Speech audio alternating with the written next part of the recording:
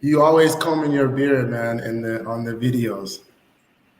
Well, I like to, you don't have to get ready if you stay ready. What a lot of people I'm always green. Yeah, You know, yeah, you don't have to get ready if you stay ready. that's true. That's true. So this is not a game. This is not a game. Let me do this. Normally, Daniel, I'd like to tell people who you are first. I'd like to introduce the people who join me. But what I want to do first is say some things that I don't want to say, and I hope they don't need to be said, but I'm going to say them anyway. Okay. So this could be a great discussion we're about to have with all the people in the comments. I want this to be something where ideas get thrown around and we respectfully contest each other's ideas, but here's what's not going to happen. We're not going to have any name calling. We're not going to have any belligerent statements. We're not going to have any of the nonsense that is normally associated with political discussion. Tonight, I want to have the beginning of a series of political dialogues on different aspects of what's happening now in the United States. And I'm hoping that, depending on the response I get, we can keep going with this. Thank you, Slim Dice, for showing up early, and always grateful to have UK from Rockies. I want people to make sure they subscribe now because there's a very good chance that I'm going to say something that upsets you.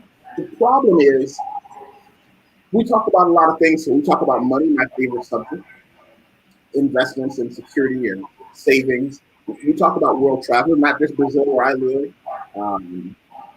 We talk about a lot of things. And we talk about social issues. And I cannot think of a social issue more important right now than the election. Yeah. Well, I mean, I agree about the importance of it because you and I both have lived overseas for quite a bit.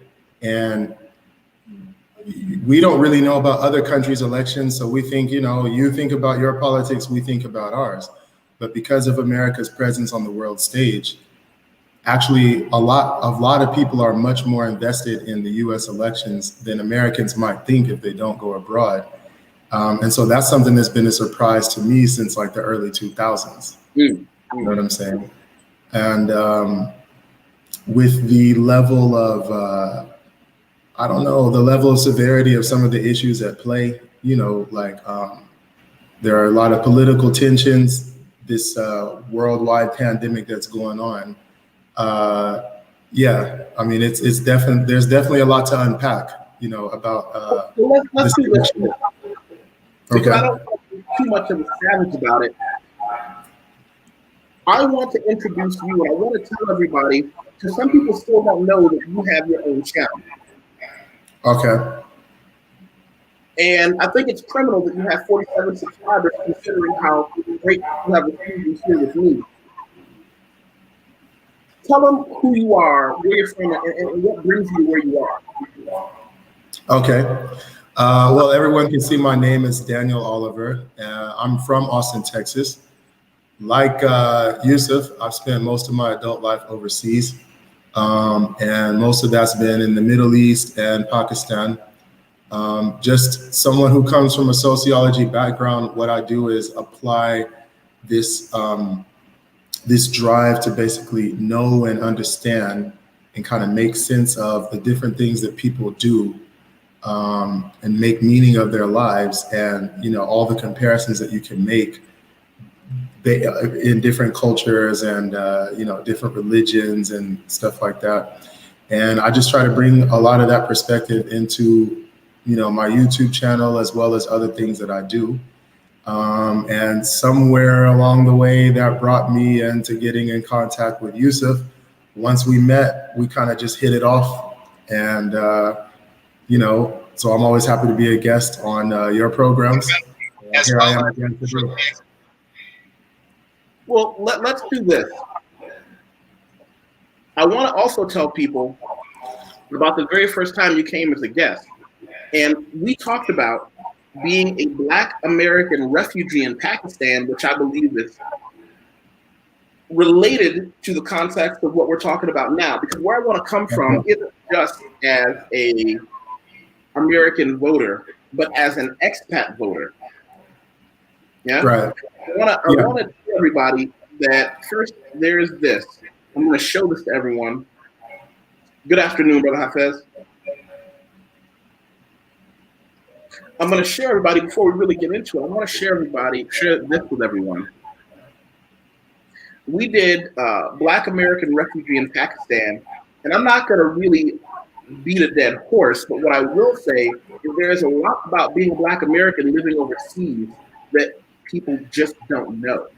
And we were able to really, really shed some light on it.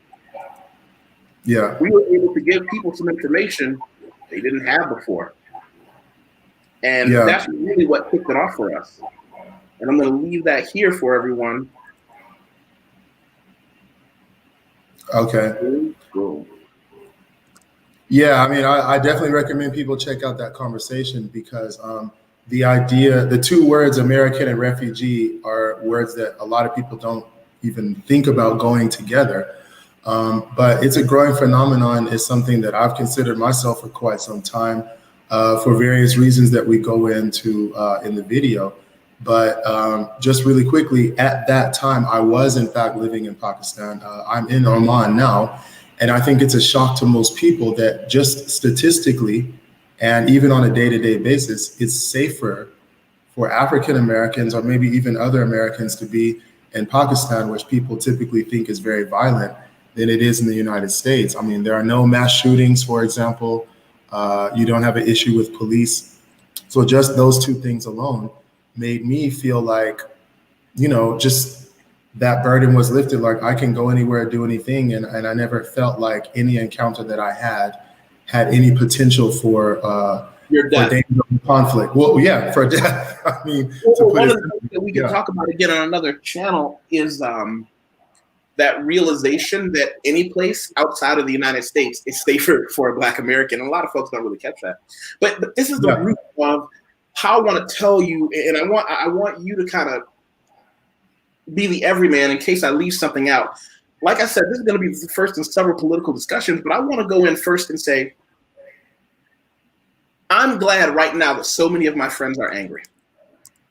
I'm glad that I have so many people whom I care about, mind you, whom I care about, genuinely upset with me. Well, why? Why are they upset with you? And why would you be happy about that? Because they can't figure out my voting pattern. Because they can't look at me and say, hey, you're Black, you must be voting this way. I'm not here to tell anyone how to vote. This is not a referendum on who to vote for. It's not. That's not what we're going to do tonight. We're not here to talk about the merits of Joe Biden, Kamala Harris. We're not here to talk about, you know, any of those things. We're here to talk about the we that I keep hearing about. You see, I keep being told that because in self, I'm going to disclose something here that a lot of people don't realize. See, I voted for Donald Trump in that first election. And you say, well, why would a Black Democrat vote for Donald Trump? Well, we tend to lose sight historically of the context under which he was elected. We tend to forget his alternative. We want to tell ourselves with rose-colored glasses looking backwards that anyone could have been better than him. But do you remember who he was competing against? Yeah, I remember. I remember actually there was this British guy, I can't remember his name, but he does some kind of variety show in England. And the day after the election, when he got the result that Donald Trump had won, he went on this crazy rant. It was actually pretty hilarious. But one thing that he said about Hillary Clinton was be a better candidate. Like, if you don't want Donald Trump to win, put someone forward who can beat him. And I mean, I'm not really, like you said, trying to divulge my voting pattern either. But I think that is the idea. Like, if you just step back and look at things neutrally from a purely strategic point of view, put forward someone who can beat him. Okay, I think Craig Washington said that was Piers Morgan. But yeah, I mean, that's the idea. I mean, I don't think that the strategy of putting a winning candidate who can clearly distinguish him or herself from Donald Trump was taken by the Democrats. And I told people months and months and months, even in the primary, I said, Trump is going to win the whole thing. You know what I'm saying? And people were kind of like, what are you talking about? He's a joke. I was like, I don't get it, man. I mean, maybe it's because I was from the outside looking in, or maybe it's just my own way of analyzing trends and whatnot. Like I told him, I was like, this guy's going to win. And he won the primary. And then they're like, yeah, no way. You know, he's saying all this stupid stuff, like these really kind of, I don't know, asinine, juvenile comments in the debates. Like I think at one point he just started saying nasty woman, nasty woman. Yeah. So people are like, how in the world could a guy like that win? I'm like, yo, I don't know where y'all grew up, but people dig that. You know what I mean? Like people have been waiting generations to hear someone say stuff that they say in their living room couch while they're holding a beer in their hand and a remote in the other. They're waiting to hear somebody say that on live TV. You know what I mean? Well, I'll even go deeper than that. When I realized that his candidate was every bit as evil as he was, I, instead of wanting to reach for the fire extinguisher, I reached for more gasoline. I wanted to watch it burn faster and more effectively so that maybe during my lifetime, America could heal. Let me see what the war on SJWs means. Hillary Clinton is smarter and more experienced than Trump, but she has a long record of corruption. Now, there are no perfect candidates. I want to be clear. Yeah. But I knew from Hillary Clinton's track record, she was just lying like most other people. It's kind of like everybody I know that's never been in the military says, you know, give me an honest, competent enemy instead of an idiot for a partner, you know, and I can win every war. Yeah. I keep forgetting that a lot of folks look at me and they said, but wait a minute, didn't you help Barack Hussein Obama win? And I said, absolutely, I did. You see, I campaigned for Barack Hussein Obama. I was elected as a delegate in Nevada. I did a lot of stuff, and I'm glad I did. Wow. People don't understand I didn't vote for him because of his skin color. Barack Hussein Obama's economic policies put money in my pocket as an educated person who was a homeowner with a career. That's I did it selfishly because he did something that good politicians do. He incentivized me for my vote. Now I understand, was it a bonus that he was black? Yes, but it's kind of like it's just a bonus. Right. Exactly. It feels good to know that I can make a vote and make my vote count based not on someone's skin color, which isn't that what our fathers and grandfathers and great-grandfathers fought for anyway? Like when I say I'm not going to let what someone looks like on the outside make me judge what they are like on the inside. Yet now I have people telling me who are on my team, people who love and care for me, saying, but Wateef, you should, because after all, Kamala's black. And I said, what do you mean? And they said, well, we have to stick together. And I said, we. Is there a mouse in your pocket? Let me show you something. Hold on. Okay, go ahead. I got a buddy of mine who said something, he said something crucial. He said, and you guys remember him, Conway, Brother Conway. I said, who is this mysterious we everyone keeps mentioning? Brother Conway said, the arbitrary monolith of black people. Yeah, exactly. Well, look at it this way. If we want to talk about black people should vote for other black people, what do you do when you're in an African country and both candidates or all of the candidates are black? I mean, imagine, right? Like, let's say that we were in Gambia right now and there were 3 political parties or even only 2. They would definitely both be black. So if you're in Gambia, do you vote? Okay, I'm gonna vote for, you know what I mean? It's one of those cognitive dissonance things, right? Or put it this way. The other thing is even if we just keep the conversation stuck to America, we get into this issue where we think all black people are alike. Let me tell you something. The only group of black people, air quotes, sarcasm, who think all black people are alike are black Americans. Every other black person in the world says, oh, I'm from this country, or I'm from this tribe, or my people are from this city. What's your qualification? Right. Like Kamala Harris. Well, Kamala Harris is black. Well, okay, help me define black. Does it mean she's not white? Does it mean, here's a big one, right? Does it mean she's the descendant of a slave? Yeah. There you go. Is Kamala Harris the descendant of a slave? Well, I mean, just on that particular question, based on her Jamaican ancestry, she could be. But I don't know. Yeah, she could be. She could be. I mean, I haven't dug into it, but obviously they had the similar diaspora experience that we did, you know. But I think one thing, if we as Americans would look at another country and say, oh, we found out in that election that this candidate won because they have a certain tribal affiliation and everybody in their tribe voted for them, we would say, oh, they just vote based on tribe. Like, we would think that's kind of primitive. Like, that's not the way democracy is supposed to work. You're not supposed to just vote for the person who comes from your background. But then when we flip the script and then talk about the Black vote, that's exactly what it comes down to. You're Black, so you have to vote that way.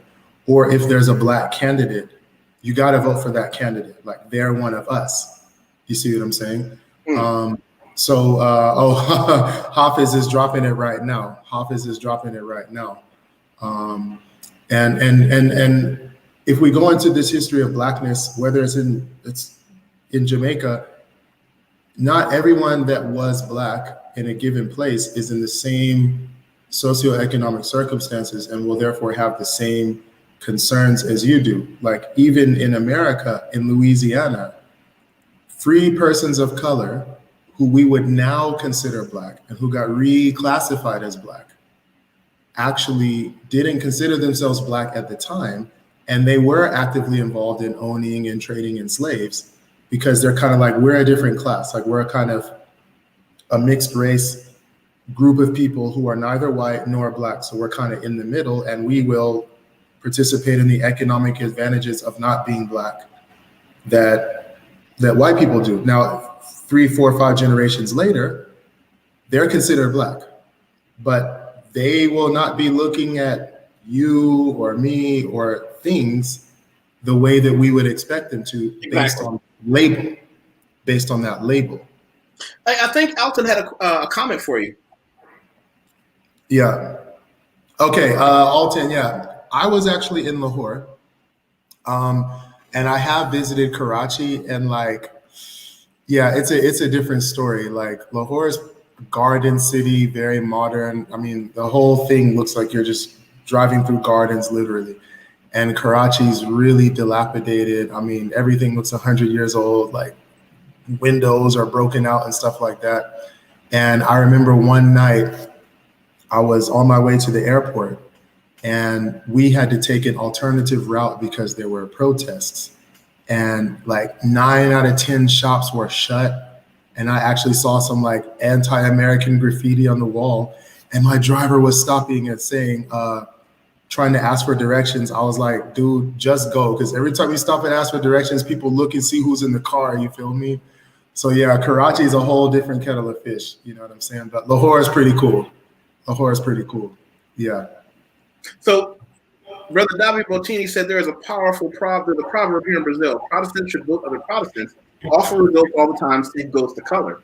It's one of those situations where my question is, let's look at what happens when we make a decision based on, let's look at track record. Anyone here with a keyboard can Google Joe Biden racist. Now, some of the things that pop up are not true, but there are some voting records. I mean, you remember when Kamala Harris, his now running mate, was in a debate with him 4 years ago, and she literally chewed his face off about his voting record for segregation. Now, again, politics, nobody holds anything against each other because they all want a chance at the big table. But the question becomes, I mean, is he now okay with you? Is he like before he was racist, but now he's not? Or I think it's like, she said he's not racist, but before you didn't like him because of his racist behavior, but now he's okay because he's picking you to sit in the big chair with him. I mean, the turnaround is astounding, because it's one thing for us to say that we know some things that he said or some votes that he's made. It's another thing for him to say, that his Black running partner, who excoriated him for his racist activities and voting record, is now basically just saying, I mean, it's like 1984, you know, they just reprinted, like, you know how in 1984, they would just keep reprinting the truth and throwing out what was previously true before. and say, well, this is what's true today. You know what I mean? It's something like that, you know, and you know, we're on a news and attention span where people, you know, people live their lives 144 characters at a time. So it's just, that stuff can just be, the attention span is so short that that stuff can be forgotten. But what I want to ask you, Yusef, is this: when you hear that, when you bring that point up that Joe Biden has this track record, or even that Kamala Harris has this track record, what people will say is, yes, but we still have to vote Democrat no matter what. Like, I think there's something, blue no matter who. I think that's something people say, blue no matter who, because no matter what, they're better than the other guy. You know, we can't have 4 more years of Trump, so it doesn't even matter what they did. We're 1,000% sure that that's better than what Trump has done or will do. And I was thinking of this blue no matter who concept 4 years ago, actually, when people were saying that, you know, Trump, he did like the Central Park 5 thing, like he took out a full page ad at that time. Hillary Clinton was the first lady of Arkansas. Obviously, her husband was governor of Arkansas before he was president. So we're talking about probably in the 80s or something. She wrote, or I think it was either in a book or maybe an interview, I can't remember, but I read the quote that she had convict labor in that governor's mansion. Now, convict labor is literally slave labor, as per the United States Constitution, 13th Amendment, which basically limits slavery to convicts. And she said something like, it took me a while to get used to having, you know, murderers or whatnot in my dining room, but I got used to it. And what I was thinking is the blunt statements that someone can make that are racist aren't as bad as policies that a person can make that are racist. And again, like you said, I'm not endorsing Trump or Clinton or Biden or anything, but I'm just saying, like, these are the things that I wish people had thought about and even talked about, because it's bigger than just who you might end up voting for. It's also like, look, if you bring these types of things out into the open, then what's going to happen is it's going to force people to change their behavior. It's going to force people to not be able to be candidates so that other candidates, better candidates, can come out, because those mainstream types having that record won't even be able to get to the table. But because people refuse to have that discussion under the mantra, blue no matter who, we never get a chance to basically like raise our standards of the candidates that we bring out from either party, to be honest. Because at the end of the day, Republicans will convert to Buddhism and go full hippie if they think it'll get them more votes. So if you put those things out there, it's going to force everybody to say, hey, anyone who's got that background, we're throwing them out. We want to win. We're going to have to put forth candidates who can't get snagged on this stuff. But if you hamper that discussion, then you basically kind of keep things at the level that they are. You know what I mean? Let me say something real quick. I wish I could find an attachment or something where I could maybe give an axe to BK from the Rockies, because he's the high-ranking moderator, supreme executioner. And tonight, there's a zero tolerance policy for disrespect or blatantly, how can we say this? Things that are done in bad faith. Okay. You know, and he's here to just chop heads, because I'm not going to have that here. So let me look at some of the comments that we have. Okay. Kamala Harris is a fraud. I'd like you to give us some information about, give us one example for that statement. Right. Let's go down to the war on social justice warriors. What do you think about those who say blacks can support black candidates because we live under a system of white supremacy? I'll go at it first, and then, Brother Daniel, I want you to take a crack at it. This is what I look at. We do live under a system of white supremacy. However, to believe that all blacks live under that same system equally is untrue. You see, voting only for Black people, in my opinion, is not as effective as acting in your own best interest.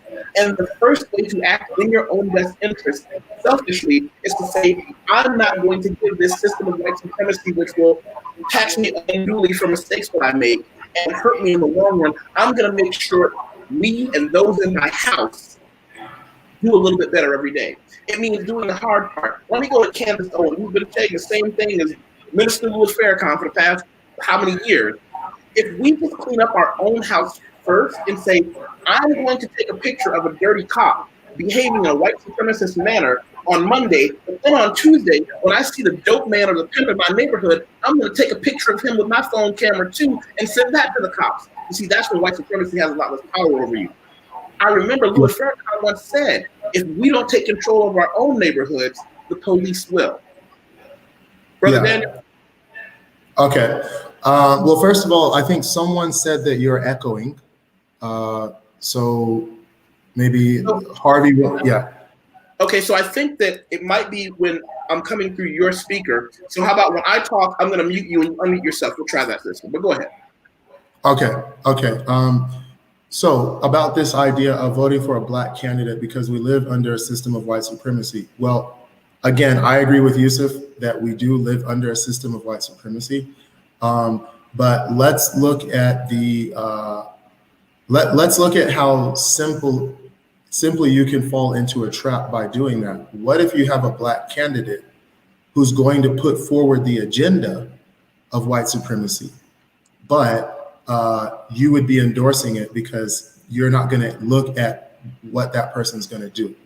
If you look at Obama, the first 4 years, okay, no one knew what he was really going to do the first time he got elected because I think he'd only been a senator for like one term and stuff like that. But then after the first 4 years, we could see what he was really going to do. The very first thing he did in his first his first 4 years was bail out the banks to the tune of, I guess it must have been like almost trillions. And then you didn't see him speak up when there were police shootings. He said something once about Trayvon Martin, and he got shut down for that in Congress. So he basically never said anything again. So then you have to say, yes, this person has a similar ancestry to mine. I mean, it was somewhat similar. It was broadly similar to ours, to be honest, right? Like half Kenyan, and I think most African Americans are from, West African descent, but whatever. But then you look at, is he doing something against white supremacy? Because just because someone is Black, or let's just say just because someone is not white, doesn't mean that they're against white supremacy. Even if they're a victim of it, it doesn't mean they're against it.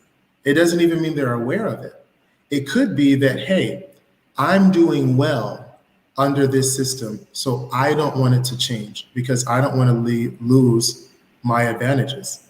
And I mean, people got to remember, there was a lot of opposition to even Martin Luther King in the Black community because Black people were thinking, we got it good. We have it better than we've ever had, and you're shaking things up. You see what I'm saying?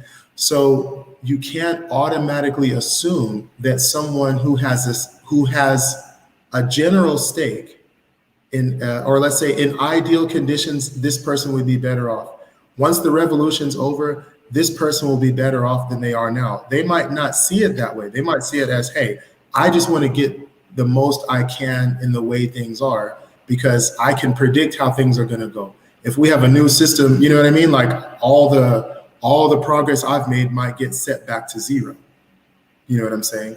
So I think it's best to avoid simplistic thinking. Like we're not kids matching shapes and matching colors. Oh, this block is blue and that block is blue, so I'm going to stack the blue Legos. I mean, you know what I mean? Like this is the world, this is life. You know what I mean? Yeah. So let's do this. I think that the echo might have been me bouncing off your wall through your speaker. I think we might get rid of the echo. I muted you while I'm talking, and you can just unmute yourself when you're ready to talk. That's not a problem. Yeah, okay, here we go. That was it. And once again, Daniel has his own YouTube channel, and I want everybody to check it out, please. He's coming up with some great topics. Let's see. Condoleezza Rice, for example, you wouldn't vote for her just for the color. You might not want Bushism again. And let's see. BK Rockies. I remember Colin Powell as a kid and thought he'd make a great leader regardless of his political affiliation. Other folks never looked past his political party. Yeah, that's exactly it. Listen, Colin Powell was a man that everybody respected, but if we remember, he had to sell his ass, as my mother would say, for his political party. The echo was gone. Thank you. So that's what we're doing. And I've asked this question to many people. What have Trump done to hurt black folk that is so different from any Democratic president? Nobody can answer this.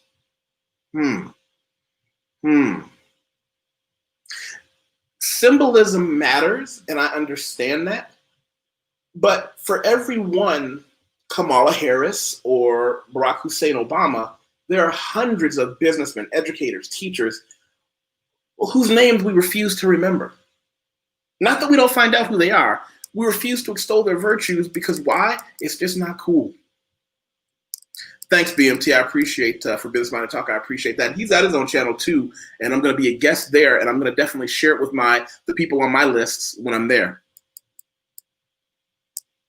So going back to our central conceit, the problem that we're having is it seems as if I've insulted the majority of people who come from the same demographic that I do by even insinuating that I want something for my vote. That you can't simply look at me and say, I wonder what he wants for us to vote for him. Remember, I believe, please correct me if I'm wrong in the comments, Brother Daniel, please correct me if I'm wrong. I believe Black Americans are the only group of people who are never asked their political affiliation.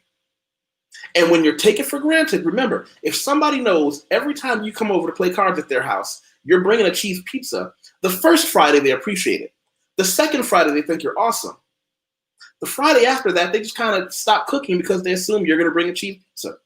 So you don't bring a cheese pizza all the time. Sometimes you bring no pizza. Sometimes you might bring a pizza. Other times, hey, maybe you bring some candy, but they can't look. They want to appreciate everything that you bring to the table. Even though you want to give more, you don't want to be taken for granted. Because I keep hearing over and over, we got to go with the Democratic Party again. For those who haven't seen it, they say, we got to stick together for this Democratic Party. And again, I always put this on the screen. I remember being a child listening to political speeches where Black Americans are constantly told, we have to just, hide your gag reflex, plug your nose, vote for this person, even though they're not really going to do anything for you. And I mean on a local level, just as well a governmental level. Just plug your nose and vote for this person because it's better than what? Better than what exactly? Have we suddenly had someone? Can you name? And this is a hard one. Oh, this is a painful one. Name a governor or mayor who is Black that has improved the quality of the city or state that he governs. Well, yeah, I just want to jump in with one thing. When you look at what someone had commented earlier, what did Trump do that's so much worse than what Democrats have done? Because I'm like, yes, for example, you can say, okay, Trump's racist. He put out like this ad against the Central Park 5, and he's had some hiring and housing practices that were also racist. But I'm like, okay, that's a businessman on an individual level, and it is racist. But when you look at someone like Hillary Clinton, who's been a lawmaker and been basically side by side with the governor and president, calling Black children, super predators, and using that as a basis for policy in the criminal justice system. I think that that's much more far-reaching in its effects than what a businessman on an individual level can affect. The second thing is, so again, it's kind of like maybe she didn't, after that, make a crudely racist statement that you can say, I found that personally offensive when I heard it. Because hearing someone write a policy and then seeing its effect somewhere is different.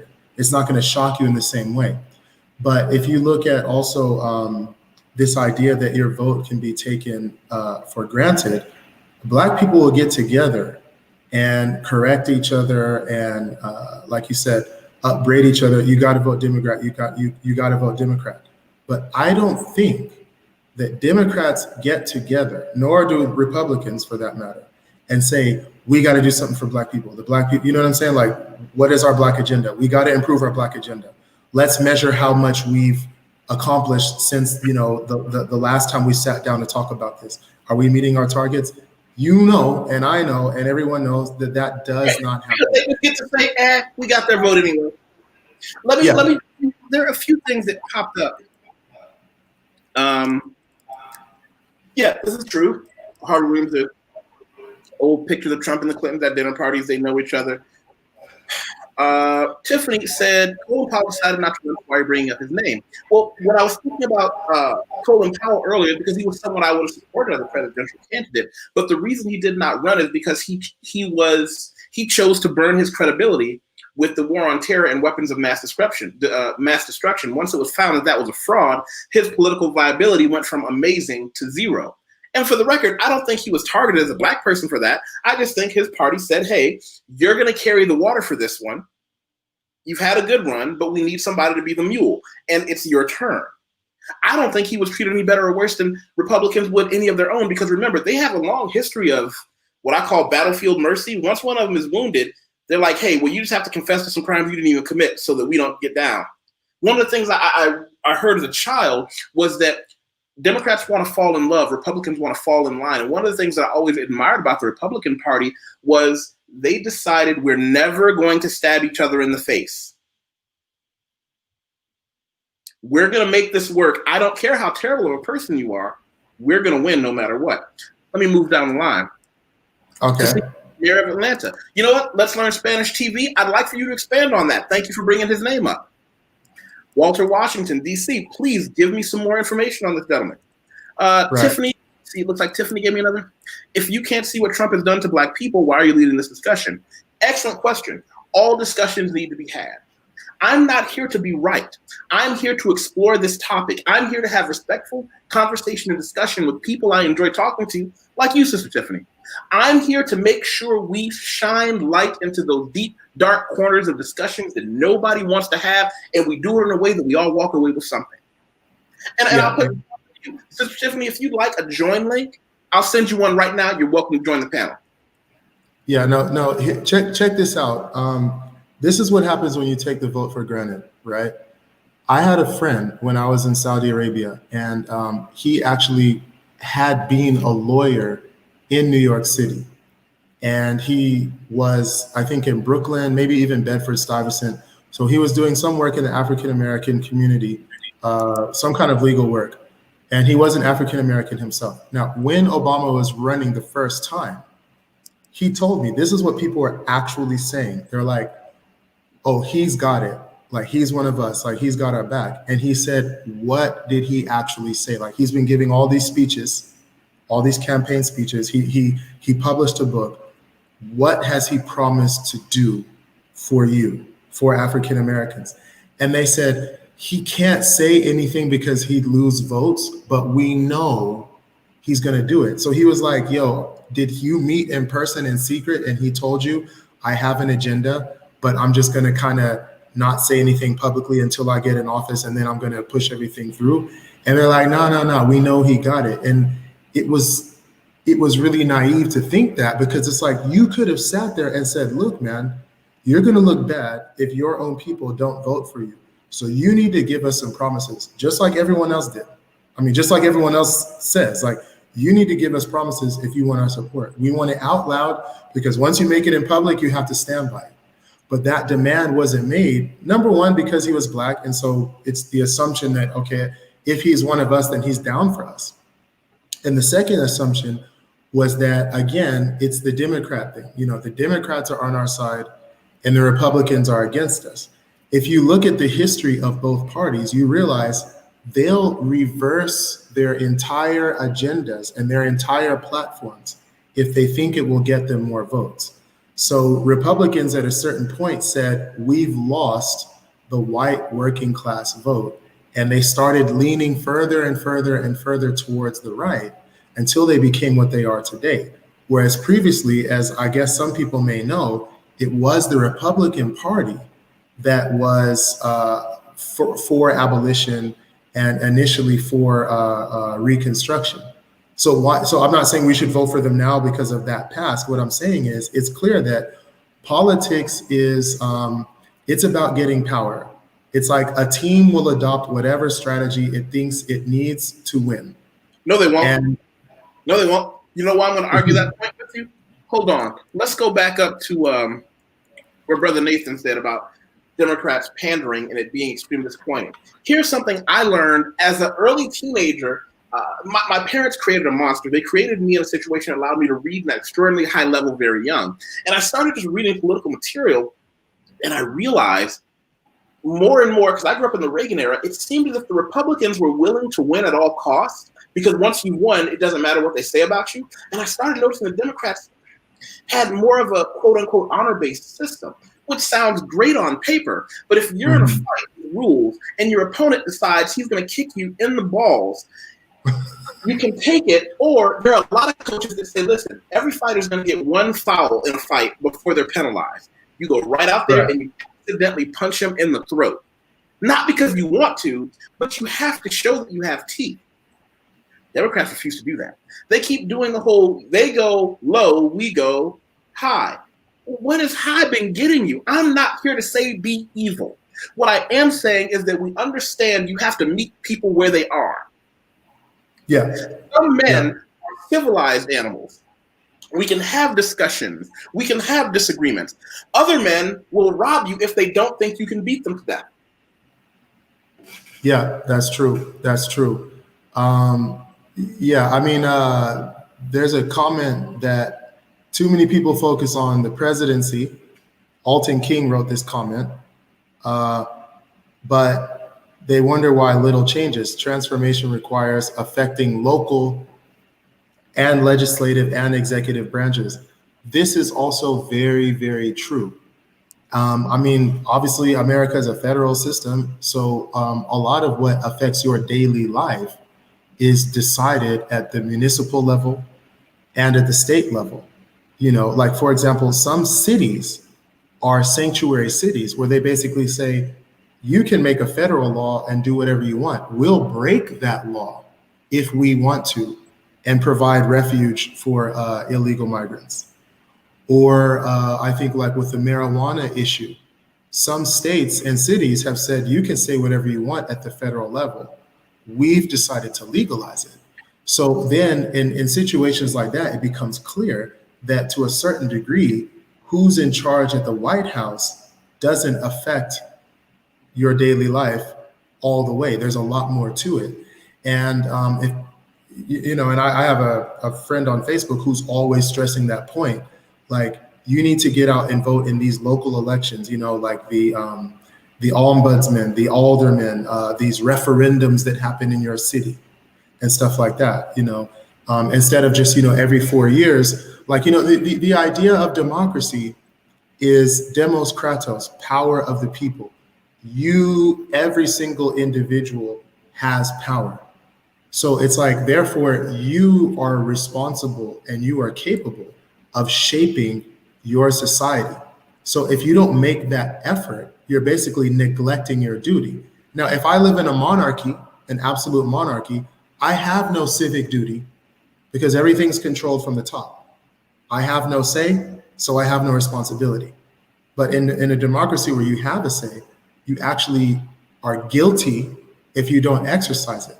And I think most people agree with that. But what most people don't think, and I mean, I guess what a lot of people don't think, is that that applies to something more than the every 4 years when we have presidential elections. You know what I'm saying?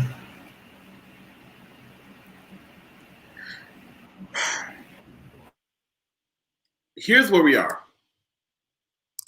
KC said something that needs to be addressed. It's the selection of Supreme Court judges that locks the country into conservation. It may mean conservative, I'm not sure, law creation for the next several years, not good for blacks. Can you give me a point in the past, in the history of our country, where the legal system was good for us? Can you give me a shining point in history where we can say, at this point, the laws on a federal and local level were good for Black peoples, and now we're seeing a regression? Because I think people get confused. What people want to say is, hey, at one point we were not considered human, and they ratified and legalized our humanity. That's not good law. That's simply being human. That's simply being decent. I'm not going to thank someone for passing a law that says that I cannot be branded like cattle and murdered. I'm not going to thank you for being a human being. I'm never going to feel grateful for having to, for not having to walk down the street for fear of being lynched. I'm never going to thank you for agreeing to give me my basic humanity. Because we like to point to these laws that says, well, at one point it was illegal for you to read, and then the laws changed. Yes, so the law went from being -100 to -1. But you're never going to get me to thank you for only stabbing me once. That's like an abused person in a relationship being grateful that the new lover doesn't leave marks, but the old one did. Give me that point in history where we were considered whole human beings with all the rights and privileges that came with an American passport, and then it was taken away. America never turned on me as a Black American, or I suspect you as Black people. America never turned on you because America was never on your team. And a lot of people don't like to admit that. America was never on your team.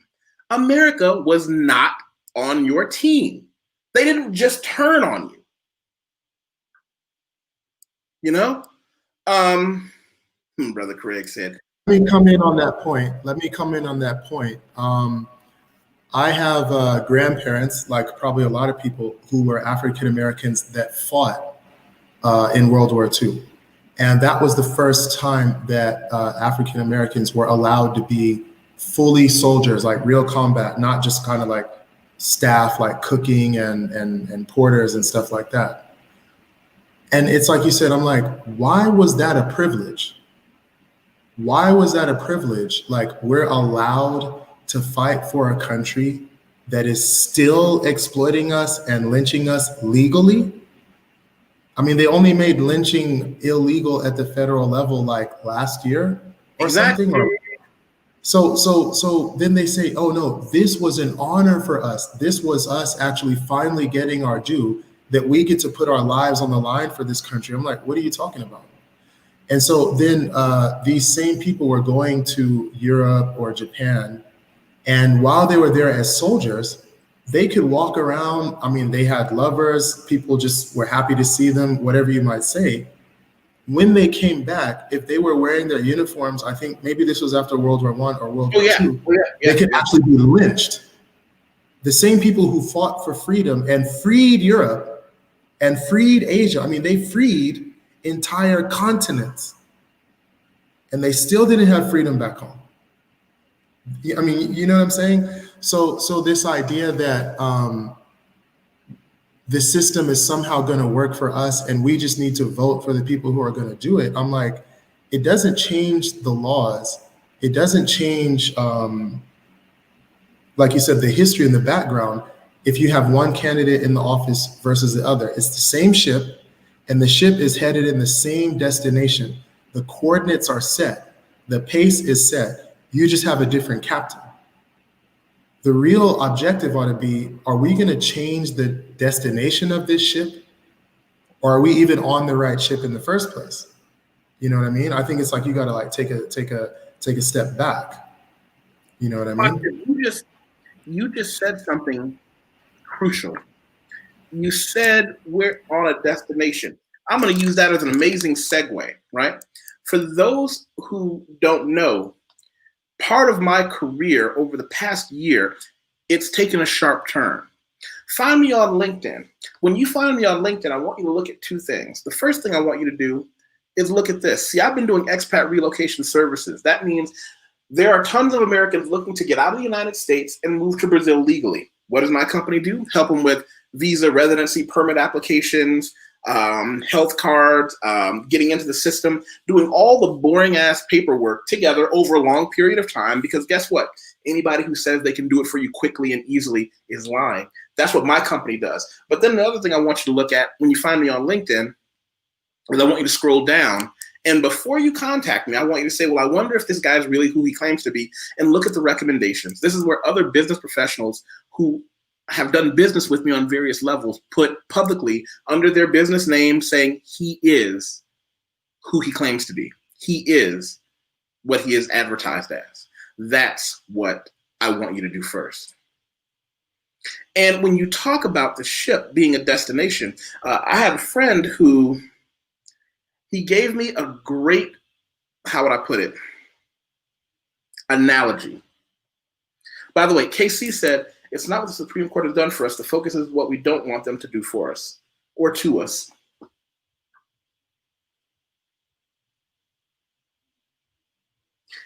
I want more information on that, and I'm going to come back to that. I may have to do something when we talk about the Supreme Court issue.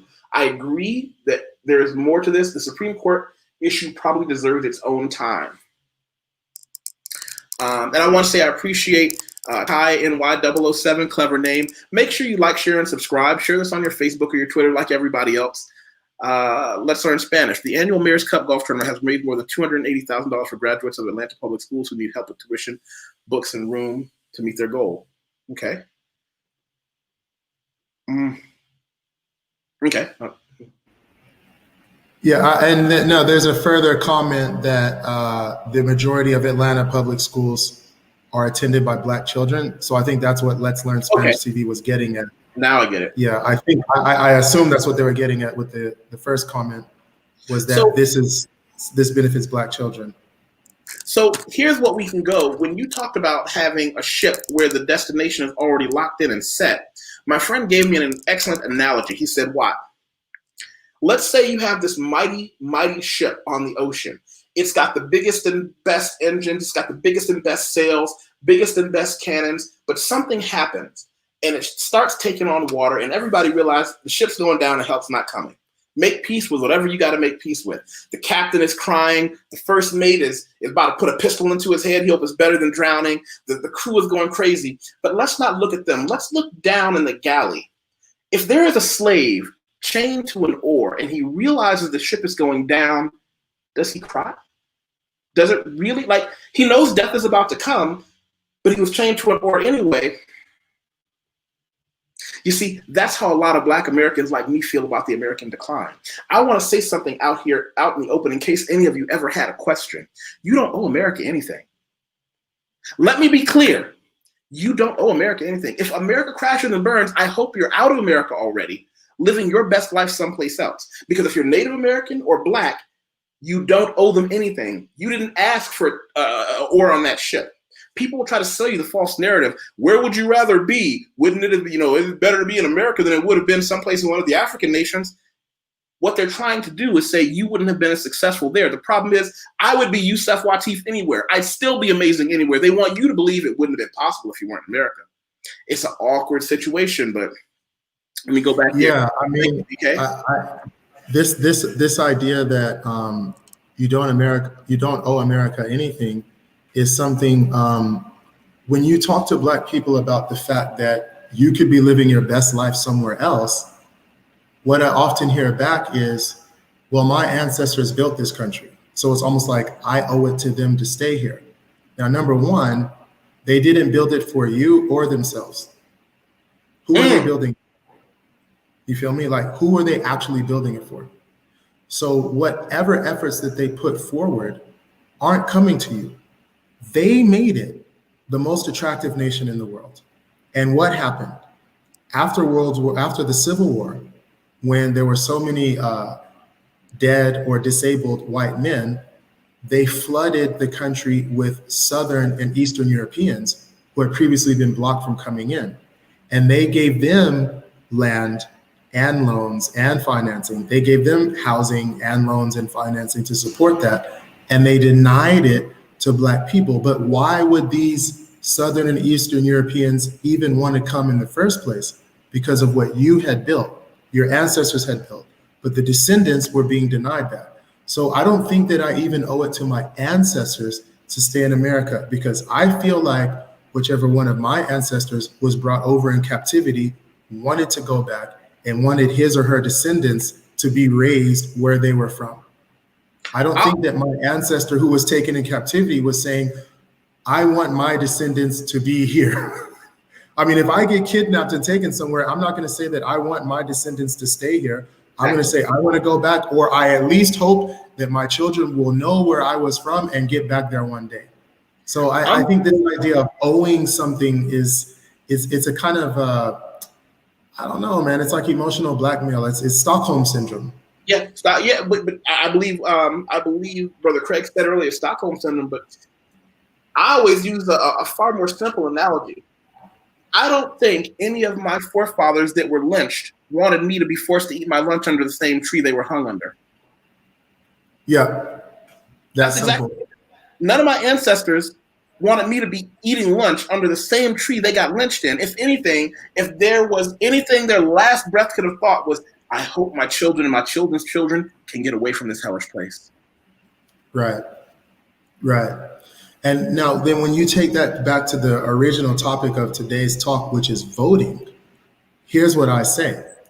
I don't owe it to, I don't have to vote because my ancestors were denied the vote and then I got it. So it's kind of like, before we couldn't vote and now we can, so we have to. Okay, I have a different way of looking at it. I had to fight and die for this vote, and my ancestors had to fight and die for this vote. So it's gonna take a lot for you to earn it from me. I'm not gonna give that vote away cheaply, right? Something that multiple generations of blood, sweat, and tears went into is not gonna be given away just because you look like me, just because you are a certain party. It's like, no, you need to, it's expensive. You see what I'm saying? Yes. And I think I feel that that's a more accurate way to look at what our civic duty is in this country as Black Americans. And you can take it even further back, because if you go far enough back in US history, it was on a Roman system. Only land-owning white males were allowed to vote. At the time when it said all men are created equal, only if you were a woman, you couldn't vote. If you were Native American, you couldn't vote. If you were African American, you couldn't vote. If you were a white male that did not own land, you couldn't vote. So really everybody in America should be looking at the idea of voting as, this is not a duty of mine. It's a privilege that anyone who wants my vote should earn. Meaning I might not vote because I don't feel like anyone deserves it. Just like you go shopping and you say, you know, I didn't see anything that I wanted. I'm not giving you my money for this. You know what I'm saying? So it's like, this money has a value. I worked hard for this money. I'm not just gonna give it away for anything. You know, like people don't, you know, I'm not just gonna shop just to say that I shopped. But what people are actually pushing is, you need to vote so you can say that you voted. Because if you can't say that you voted, you know, you don't vote, you don't matter, right? So, which is only one step away from what Joe Biden said which was, if you don't vote Democrat, you ain't Black. Oh, right? I remember that. People forget. So KC said, everyone can't leave America. Maybe I have Stockholm syndrome, post-civil rights. We did not behave. Some of us assimilated. Some of us rebelled in our music language. Police may be reacting to us. That's a fair statement.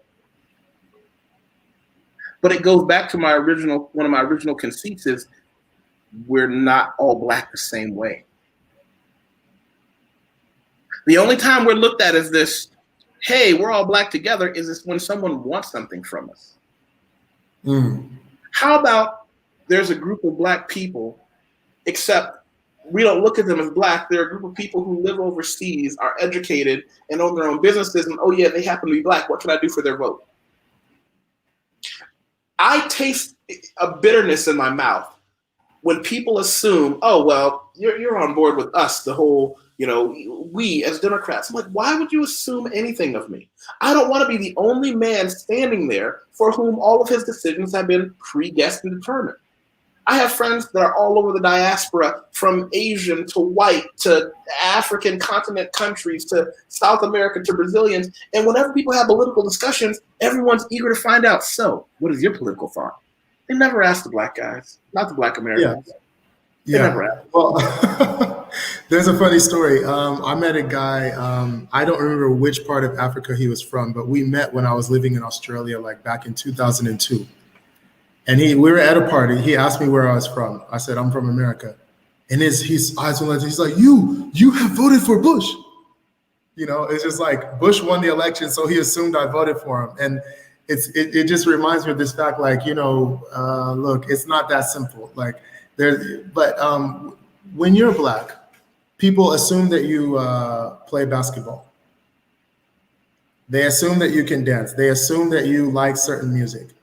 And you would consider some of those stereotypes to be negative. Even if it's not a negative stereotype, you're like, look, don't think that you know everything about me, that you can read everything about my life just when you look at my skin color.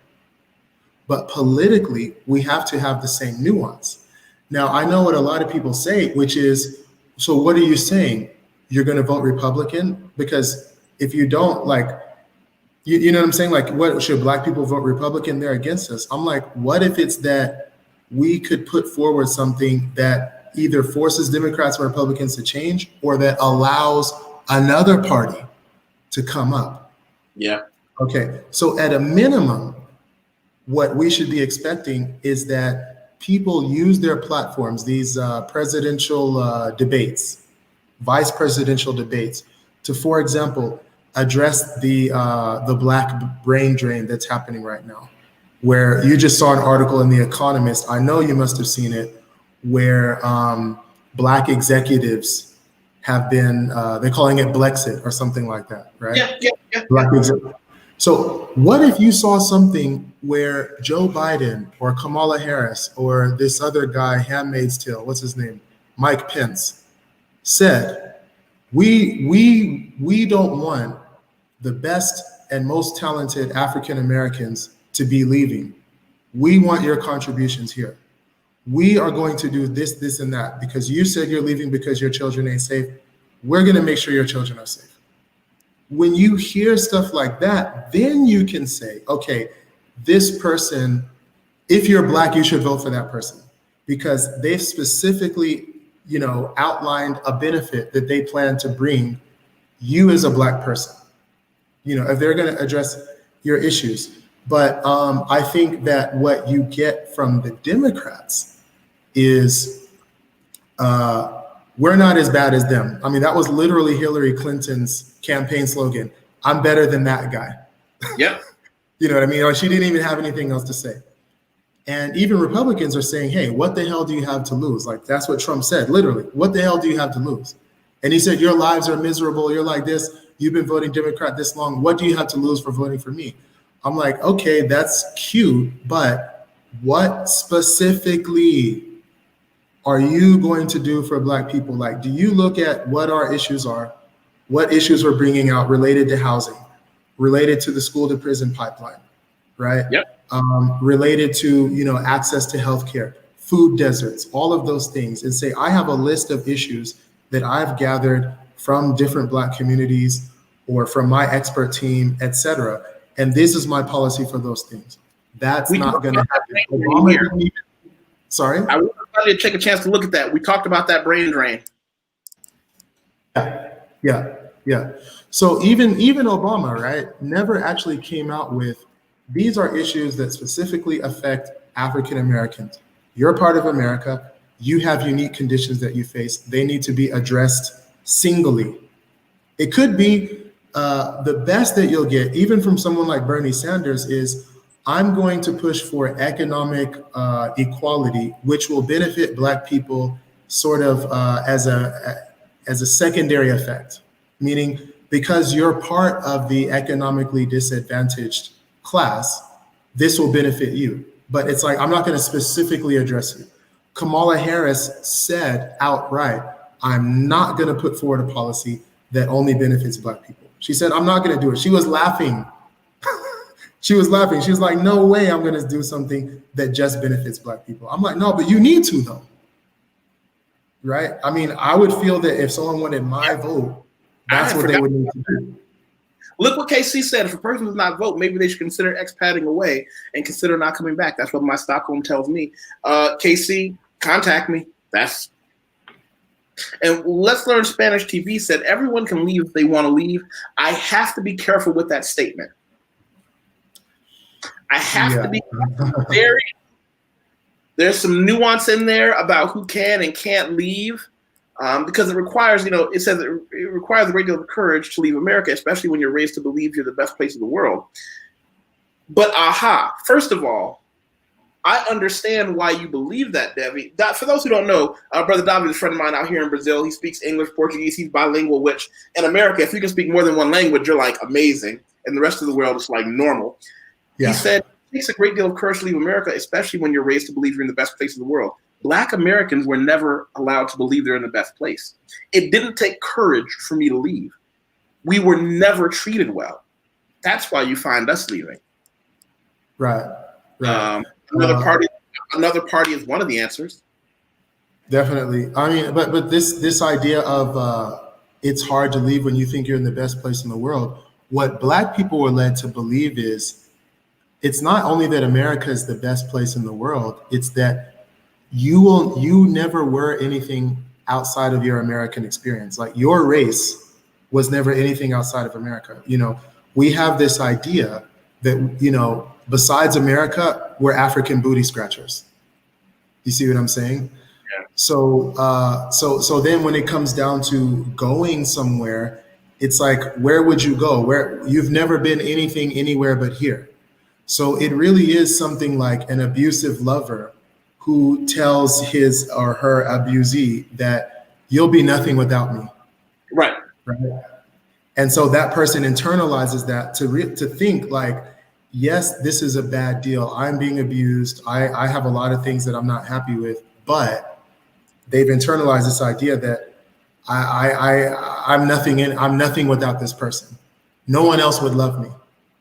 Don't nobody else want you. Once that person starts to believe that, they'll put up with anything.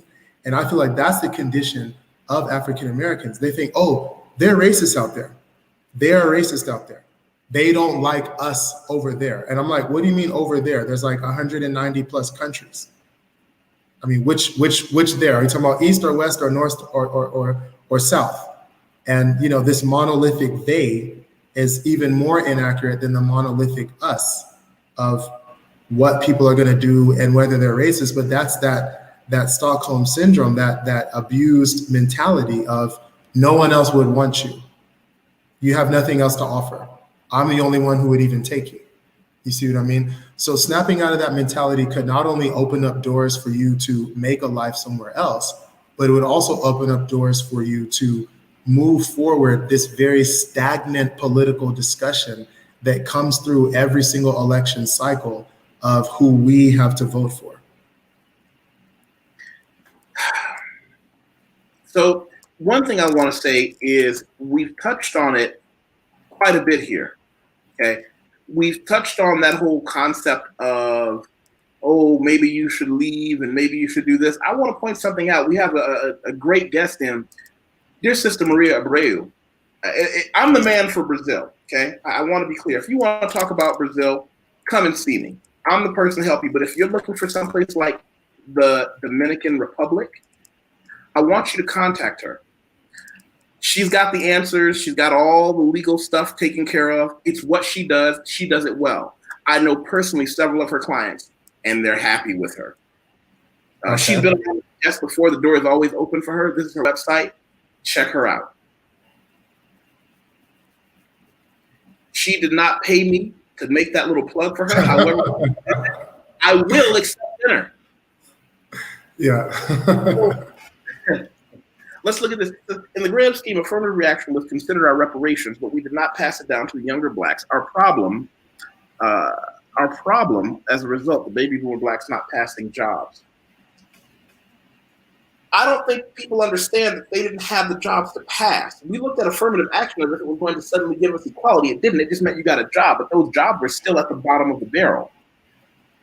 You can say, I work in the law firm, but one of you works in the mailroom and one of you got to go to university to become a lawyer. You both work for the law firm, but affirmative action. Affirmative action didn't give you equality. Affirmative action benefited white women more than anyone. I mean, that's been proven. Yes, that's been proven over. The majority of benefits go to white women, particularly white single mothers. And the biggest recipients of welfare are white men when you talk about in dollar value. People think of welfare as the free housing and the food stamps. Welfare is basically government handouts. That the biggest recipients of that are white farmers who are male. So the biggest recipients of welfare and affirmative action are white males and white females. I mean, the war on SJWs, by the way, war on social justice warriors, I want to thank you for your participation in a lot of the questions that you've been asking. I really appreciate this. Do you think black people should vote Democrat because they're more likely to support the reparations than Republicans? It's a trick question. Reparations aren't going to happen.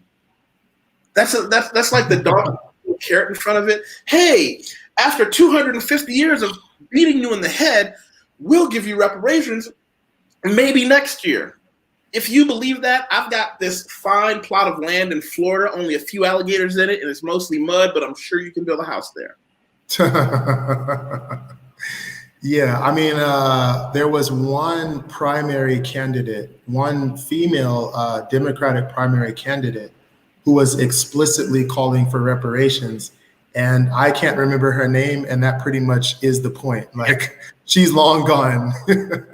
And that's about as far as that got. So for this election cycle, unfortunately, it's not an issue. And I think Obama was a Democrat, and he said that I don't support reparations, but I support something like, I support addressing issues of poverty, which will, as a knock-on effect, which will incidentally help a lot of impoverished Black people. But he said, I'm not going to do anything that specifically benefits Black people. And I'm sure that first choice. Yeah, sorry. We are no one's first choice. No one cares. They know we'll be there. You'll show up. Yeah. Well, yeah. So yeah, I mean, this is what African Americans should be talking about. They should be making it clear that if you don't support reparations, you're not going to get our vote. They may even do something like create a party where reparations is one of the main issues and say, hey, we have a broader range of issues that can appeal to people outside of the African American community as well. So we can now become a viable alternative to the two-party system. It could be something where all you're doing is taking votes away from Democrats in the long run. But remember, Martin Luther King got shot the night before he was going to have a march that was against economic injustice. And it was, I think, for sanitation workers of all races.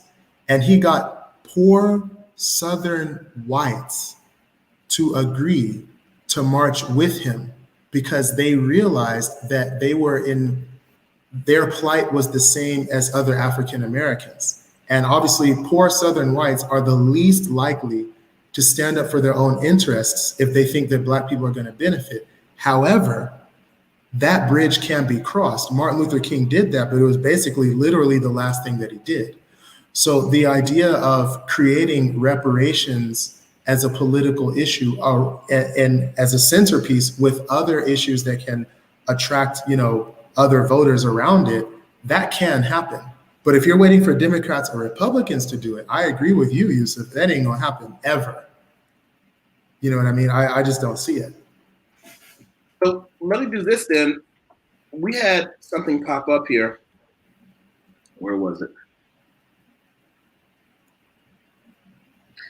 EEOC was aware of corporations using white women to displace Blacks, but we did not go and fight at the EEOC or lay down. The problem is everybody wants to talk about this fight. I want to talk about instead of the us or the we, how about on an individual level, what are we doing to not be at someone else's mercy? What are we doing to force people to say, I don't want you to assume what I'm going to do. When I walk into the room or when I walk into that ballot, I want you to feel really nervous that if you don't give me some candy, I might vote the other guy in, like they do with everybody else. Right. I mean, Christy said that's also why they assassinated Fred Hampton. Wow. Let me do this. The last thing I want to do before I forget, because I know you have to go soon, and I appreciate the time you've given me, and I don't want to I want you to have to overstay that. I want to show people something else that I've been doing, and I've been working with quite a few people on. And this was something I thought about putting in my Patreon, but I wanted to share it with everybody. You see, the Patreon page is where I put quite a bit of information that is more technical than enjoyable. It's where I put a lot of the things that are very, I don't want to say highbrow, but a lot of the financial and business things that have helped me to travel the world, invest money. I bring in other industry professionals, and people who support the YouTube channel definitely come to my Patreon page. I've got 28 videos, 3 links, more coming up.